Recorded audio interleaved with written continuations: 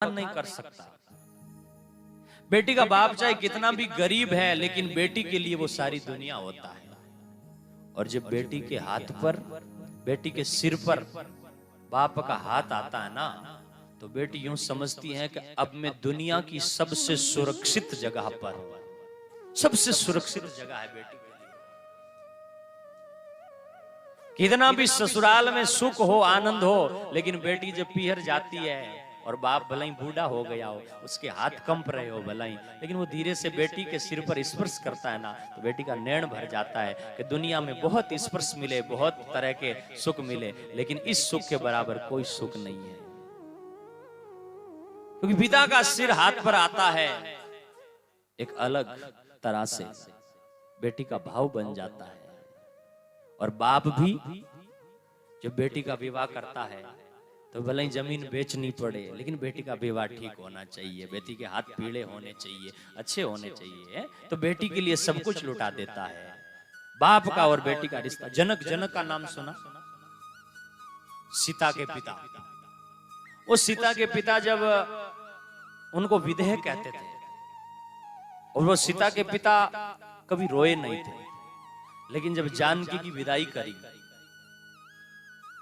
और जब डोली लेकर के जानकी को जा रही थी, तो पीछे महाराज जब जाते जाते जाते जाते जब डोली मोड़ में मुड़ने लगी, जब जहां तक दिख रहा था सीधा मार्ग था, जनक उसके पीछे देखते रहे।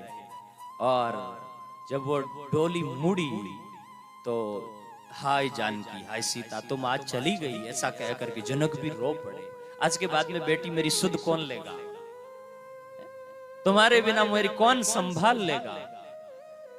बेटी तुम जा रही हो। सीता ने भी धीरे से उस फूल माला को दूर किया और दूर करके कहा, पिताजी ये तो दुनिया का दस्तूर है जो निभाना पड़ता है, आप भी अपना ख्याल रखियो, राजी रहियो, प्रसन्न रहियो। जनक फिर फूट फूट करके रोने लगे। बेटी आज तुम विदा हो रही है।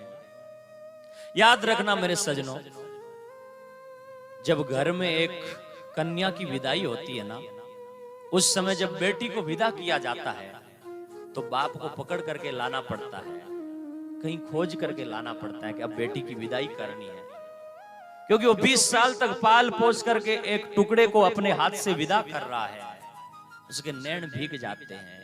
कैसा मिलेगा उसे ससुराल, कैसा इसका जीवन होगा। आज तक मैंने इसको बहुत आनंद के साथ में पाला है, आगे इसका जीवन कैसा होगा ये सोच करके, और बड़े से बड़े कठोर दिल पिता की आंखें भी बरस पड़ती है, नैन बरस पड़ते हैं। कोई शायद ऐसा बाप होगा जिन्होंने अपनी बेटी की विदाई कर रही हो और रोया न हो, शायद दुनिया में ऐसा कोई होगा। बेटी बेटी होती है। और जब कभी बेटी ससुराल आ जाए और ससुराल से वापस फोन करे तो सबसे पहले पूछते, पिताजी की हाल ठीक है ना, पिताजी की तबीयत ठीक है ना। गहरा रिश्ता होता है पिता और बेटी का, उसको मैं शब्दों में बखान नहीं कर सकता। आप जानते हो, जब दुनिया को पता चल जाए तुम आराम से बैठे रहो, तुम्हारे पीठ में दर्द है तो कोई तकलीफ नहीं, लेकिन पड़ोसी को बता दो कि मेरे यहां दर्द है तो वो बार बार दबाएगा। दुखती रग किसी को मिल जाए तो वे फिर बार बार उसी पर अंगुली रखता है। वो बड़ा दुख होता है गरीब का। रामायण में एक चौपाई लिखी है, नहीं दरिद सम दुख जग माई। दुनिया में बहुत दुख देखे हैं, तुलसी महाराज कह रहे हैं, लेकिन जैसा गरीब का दुख है ना, वैसा दुख नहीं देखा। बहुत पीड़ा होती है शायद, वो तो जो उससे गुजरता है ना वो जानता है। बाकी जाके पावन फटी विवाई, वो क्या जाने पीर पर आई। वो उसमें से निकला, उससे पूछिए।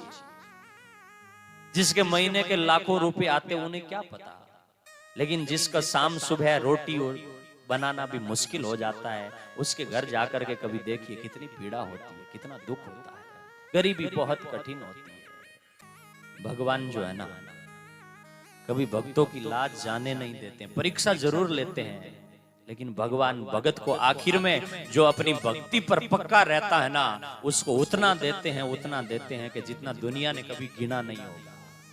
बहुत सारे घर परिवार हमने देखे हैं जिनको भगवान ने पहले कुछ नहीं था लेकिन अब इतना दिया है, इतना दिया है कि दुनिया मुंह में अंगुली दबाई बैठी है, इतना कैसे हो गया। ये परमात्मा चाहता है ना तो कब, अगर भगवान चाहे तो राव सु रंक रंके राजिंदर हस्ती करे गाडरियो जीवन। परमात्मा चाहे तो क्या नहीं हो सकता। अगर आप कुछ थोड़ी बहुत बिजनेस की दुनिया में नजर रखते हो तो थोड़े दिन पहले एक ऐसा बात था कि दुनिया का 2 नंबर का आदमी रात को सोया था, तब वो 2 नंबर का आदमी था।